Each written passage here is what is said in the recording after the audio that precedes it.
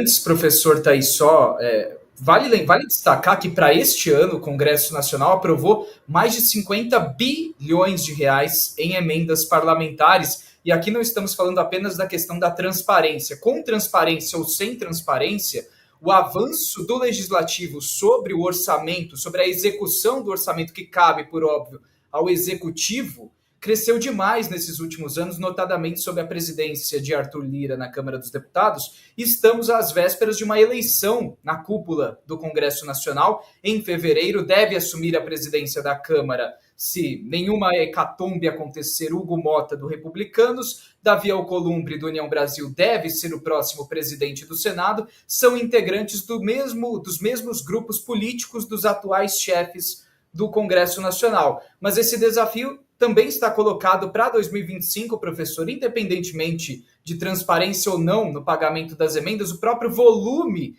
a ser dedicado pelo governo a esses recursos já deveria ser alvo de uma discussão muito mais aprofundada pela sociedade, né? Só uma forma de fazê-lo, Leonardo. Obrigado, sua observação é muito importante. Porque, veja, olha a gravidade do que você disse, Leonardo. E parece que a esquerda não se dá conta, Thaís. Qual é, de fato, a prerrogativa do Poder Executivo?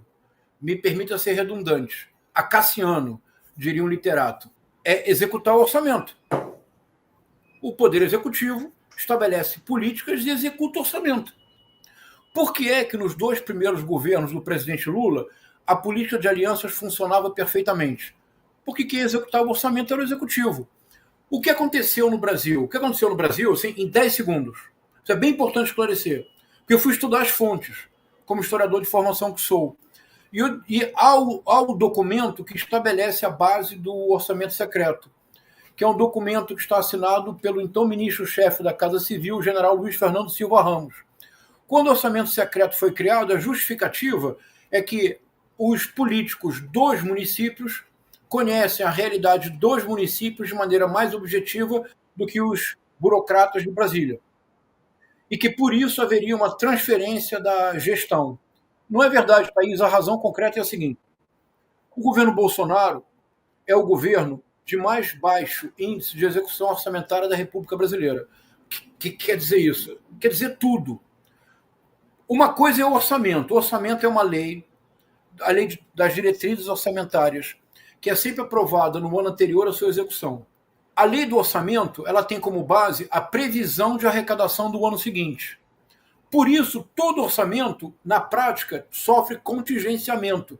Não é corte, é que o orçamento foi feito com previsão numa arrecadação hipotética. Quando chega o ano, nunca acontece de você olha, a previsão é, vou arrecadar 2x, arrecadação 2x. Nunca acontece. Sempre é um pouco abaixo. Então você precisa contingenciar o orçamento, normal. Não é corte, é contingenciamento. Perfeito. Orçamento, arrecadação, gasto. Gasto é execução orçamentária. Então, o orçamento era uma previsão hipotética, a arrecadação torna a previsão hipotética a realidade objetiva. Eu posso gastar não 2 trilhões, mas 2 trilhões e 500 milhões. Eu posso gastar 2 trilhões. Eu contingencio 500 milhões. Agora, para gastar 1 centavo desses trilhões, eu preciso fazer projeto, ele tem que ser aprovado pelos tribunais de conta, ele tem que ir para a licitação pública, a licitação tem que ser aprovada, a licitação tem que ser feita, a licitação tem que ser auditada para saber se foi correta, depois disso eu faço o empenho, depois disso eu gasto.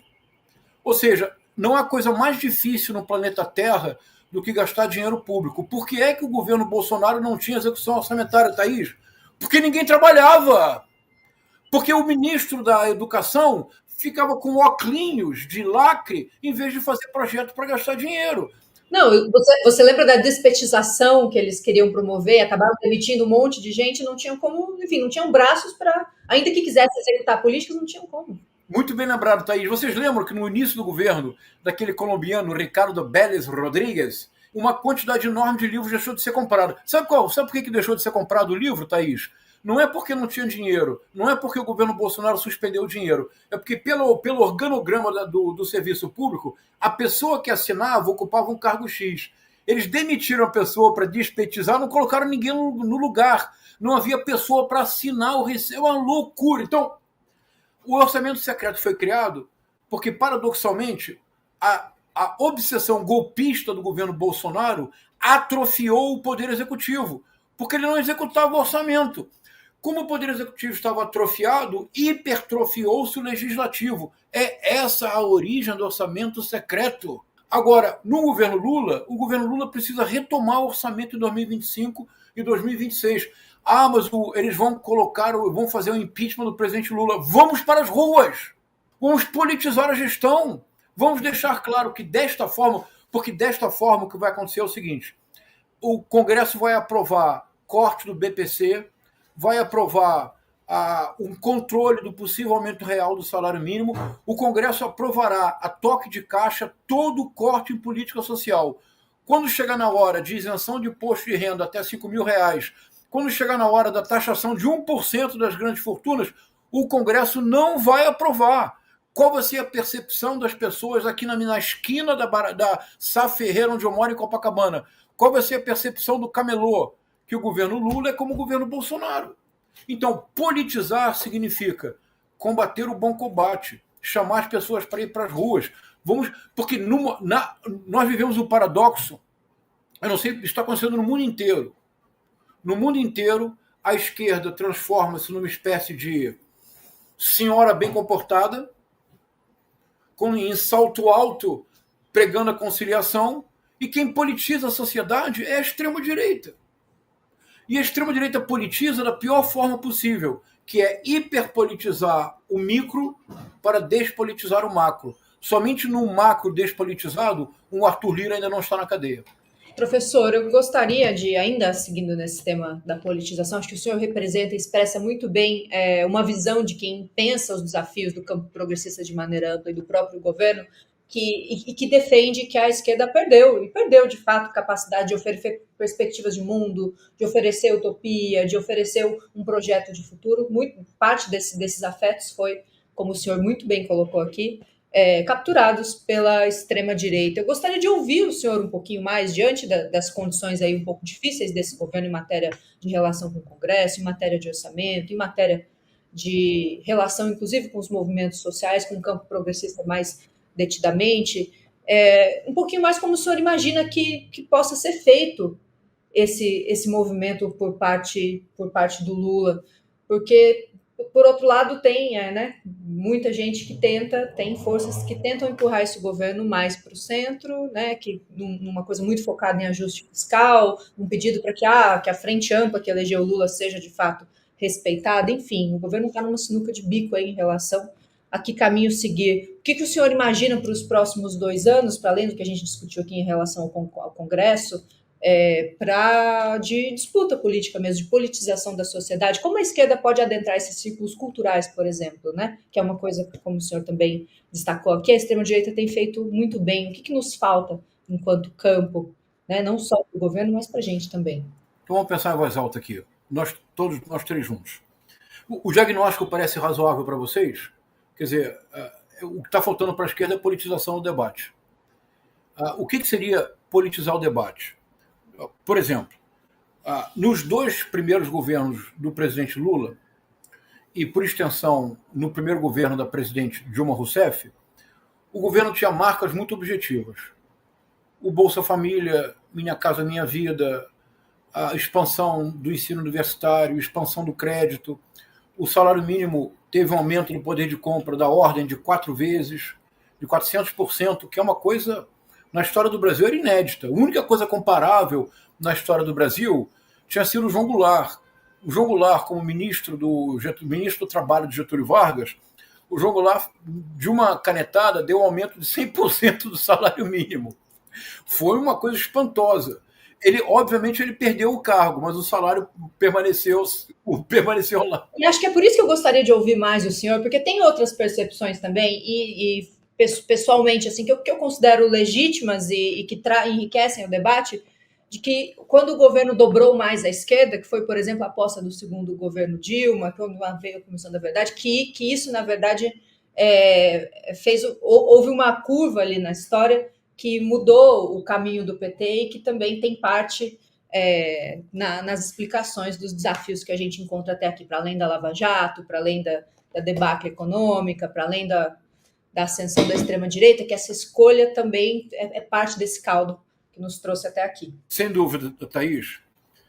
Aqui, quando eu estou dizendo combater o bom combate, eu estou partindo do princípio de que o Lula estará em ótimas condições, em que 2025 e 2026 haverá uma percepção mais favorável da economia. Eu estou partindo do princípio, como hipótese, como projeção de cenário, que o Lula se reelege em 2026. Estou partindo do princípio também de que no segundo governo do presidente Lula, o Partido dos Trabalhadores perdeu uma oportunidade histórica que dificilmente se repetirá para, com base na popularidade de mais de 80% à época do presidente Lula, de ter levado adiante não uma política de conciliações macunaímicas, em que tudo é possível juntar, mas uma política de ruptura democrática e institucional. O que eu quero dizer com isso, Thaís? De novo, temos que voltar à história. É uma coisa espantosa se você perceber que o Brasil, ainda hoje, não realizou algumas das reformas de base que foram a razão da reação da direita para o golpe militar. Ainda hoje. Já se passaram 60 anos. Mas o que eu quero dizer com uma política que tem uma ruptura institucional e democrática? Veja, eu quero dizer assim, vou voltar ao passado para fazer um paralelo. No dia 13 de março de 1964, o João Goulart faz um discurso de enorme radicalidade na Central do Brasil. Um discurso enormemente radical. Comício lotado, com inúmeras bandeiras do Partido Comunista, bandeiras mesmo, e um discurso sempre mais radical do João Goulart. 13 de março. 2 semanas depois, o general Olímpio Mourão baixa as tropas de Juiz de Fora e dá o golpe sem resistência. Ora, Thaís, se você não vai resistir a um golpe, não faça um discurso radical. Tá claro?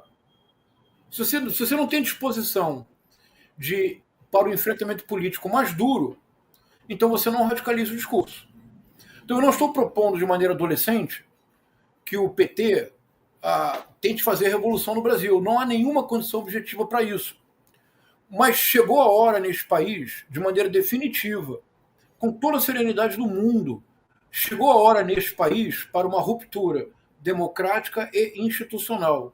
O que eu estou chamando de ruptura democrática e institucional? E a minha utopia é que isso ocorra em 2025 e 2026.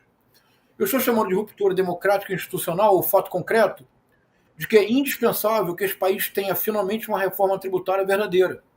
E ruptura democrática e institucional que o governo, que no dia 3 de janeiro, vá lá, passou a ressaca de todo mundo, que no dia 3 de janeiro o presidente Lula faça uma cadeia nacional e explique da maneira mais clara possível que nenhum país na face da Terra pode existir como nação se a sua principal fonte de economia é o rentismo e se existe uma elite sempre a mesma que ganha muito mais dinheiro, incluindo um presidente do Banco Central que tem ativos em dólar no exterior e toda vez que a taxa Selic aumenta ele fica mais rico.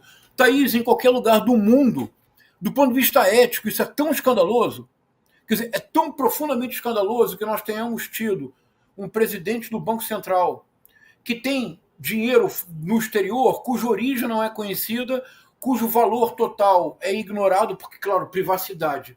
E toda vez que ele aumenta 1% de juros da taxa, toda vez que o Banco Central aumenta 1% de juros da taxa Selic, não somente os donos de banco para os quais ele irá trabalhar, como já trabalhava ao sair do governo, não nos equivoquemos, ele vai receber o seu pagamento regiamente, como os ativos que ele possui fora do Brasil em paraísos fiscais têm um valor muito aumentado pelo aumento da taxa Selic.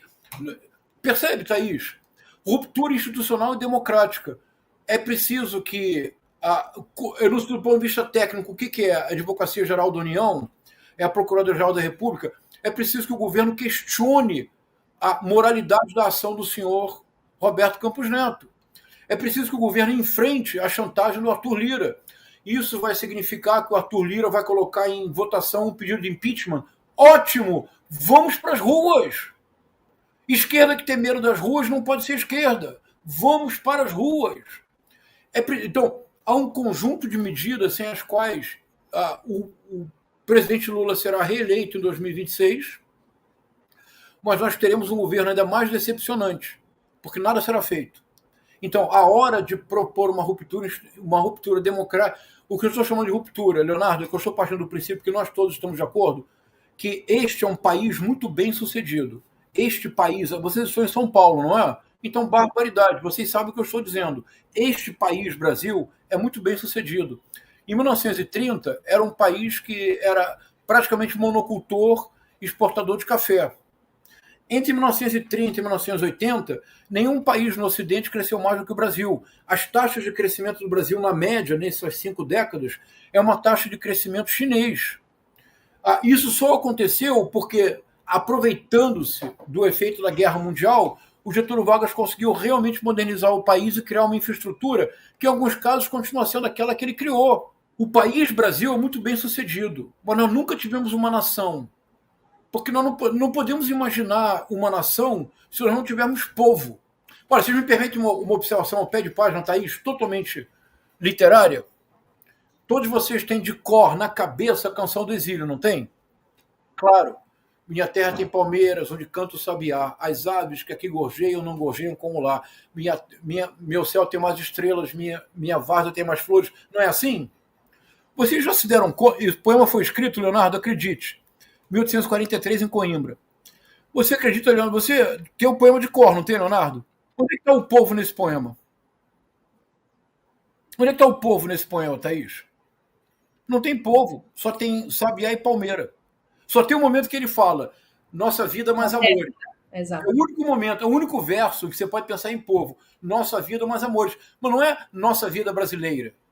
Esse verso, nossa vida mais amores, é mais ou menos como a operação do poema é definir o Brasil não como uma qualidade em si mesmo. O Brasil é definido por comparação. Nosso céu tem mais estrelas, nossa várzea tem mais flores, nossa vida mais amores. O que isso se relaciona com o que eu estou falando agora? Tudo, Thaís. Não existe nação sem povo. País, o Brasil é um país paisagem. A paisagem do Brasil é a Faria Lima. A paisagem do Brasil é o rentismo. A paisagem do Brasil é uma elite totalmente descomprometida com este país que jamais pensou em nação. A grande utopia da esquerda, a grande utopia que o presidente Lula tem que abraçar é dizer, eu estou aqui pela terceira vez para formar uma nação. Só haverá nação quando houver uma reforma tributária justa.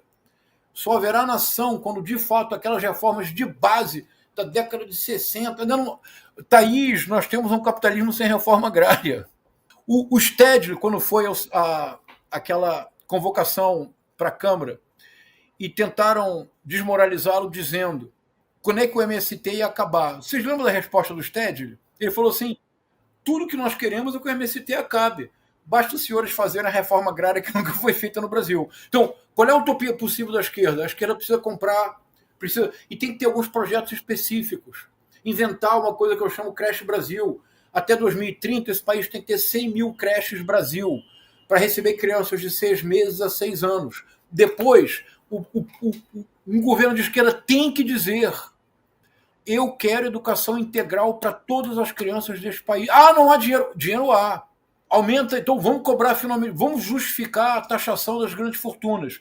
O dinheiro vai para a escola integral. Percebe, Leonardo? Diante desse cenário que o senhor traça, e acho bastante razoável, existe um obstáculo que se coloca diante do governo Lula, que é a prevalência de uma competitividade da extrema-direita, e me parece que nós não podemos encerrar essa entrevista sem trazer isso à baila, porque estamos aqui semanas depois de a Polícia Federal revelar os detalhes sobre a conspiração golpista de 2022, estamos aqui dias depois da prisão do ex-candidato a vice-presidente de Jair Bolsonaro, general do Exército Walter Braga Neto.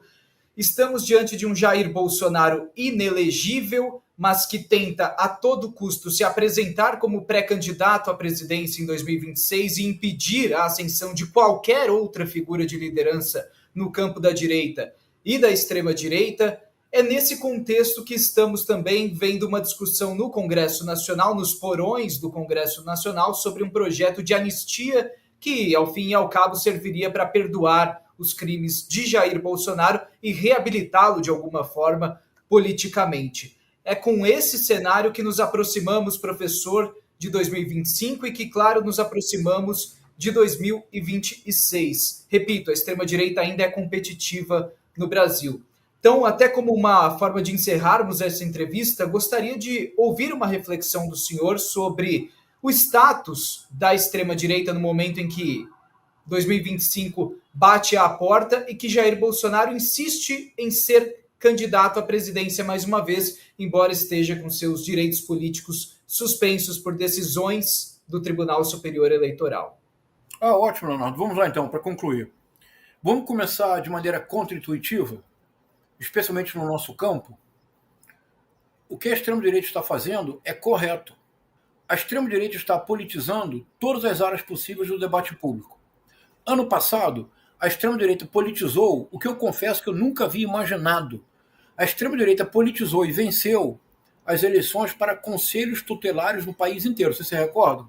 A extrema-direita politizou e venceu as eleições para o Conselho Federal de Medicina. A extrema-direita venceu várias disputas eleitorais de sessões da OAB. Em 2012, na preparação para o avanço da extrema-direita no Brasil, foi criada a ANAJURE, a Associação Nacional de Juristas Evangélicos. Se vocês entrarem na página da ANAJURE, vocês vão ter o maior choque das suas vidas. Está lá dito, objetivos da ANAJURE, terceiro objetivo da ANAJURE, que tem como patrona da Maris Alves, que foi homenageada em 2012, quando lançaram a ANAJURE. Terceiro objetivo da ANAJURE, manter sob escrutínio permanente o ordenamento jurídico brasileiro e os projetos de leis propostos no Congresso para verificar se afetam ou não os evangélicos. Está escrito, Leonardo. Declaração de princípios de todas as pessoas que se filiam na ANAJURE. Está na página. Declaração de princípios.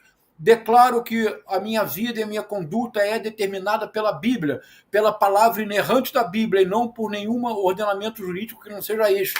A Associação Nacional de Juristas Evangélicos. Criou-se há pouco tempo a ANED, a Associação Nacional de Educação Domiciliar. Thaís, você entra na página da ANED, é um delírio. Absolutamente delirante. É uma educação cristã, que quer dizer, sobretudo, uma ordem teonomista que se anuncia. Isto é, aqui no Rio de Janeiro, há uns 10 anos atrás, surgiu um movimento que nós, cariocas, levávamos na esportiva, imaginando que era uma brincadeira. Em praças, inscrições nas ruas, nas praias, apareciam um cartaz. Bíblia sim, Constituição não. Isso tem mais de 15 anos, Thaís. Então percebe, Leonardo? A extrema-direita, há pelo menos 15 anos, vem politizando a sua presença no Brasil. A hiperpolitização do cotidiano da extrema-esquerda corresponde, no momento que a esquerda chega ao poder, a uma despolitização da esquerda. Então, o que nós precisamos fazer não é uma bala de prata, não é uma resposta que tudo solucione, mas nós precisamos voltar a tensionar politicamente. Precisamos fazê-lo no Congresso, precisamos fazê-lo em todas as esferas. Sem uma repolitização das políticas públicas, provavelmente o que vai acontecer é o que uma antropóloga chamada Rosana Pinheiro Machado identificou. Ela fez uma pesquisa com essas classes sociais emergentes, as famosas classes que surgiram depois dos 2 primeiros mandatos do presidente Lula. Muitas dessas pessoas que foram beneficiadas pelas políticas públicas votaram no Bolsonaro. E é uma coisa que você se surpreende. Uma pessoa ingressa na universidade pelo aumento criado pelo ProUni. Uma pessoa tem cartão de crédito e compra um carro pela expansão do crédito e porque o salário mínimo aumentou 4 vezes. E essa pessoa vota no Bolsonaro. E você se pergunta por quê? Sabe qual é uma das respostas que a Rosana Pinheiro Machado oferece? É porque ela nunca atribui nenhum avanço na sua vida a política pública alguma. Ela atribui ao pastor da sua igreja, ela atribui aos conselhos do coach cujas aulas ela assiste, ela atribui ao empreendedorismo, ela atribui a qualquer esfera, menos a política pública que tornou possível aquela transformação. Culpa da pessoa? Não.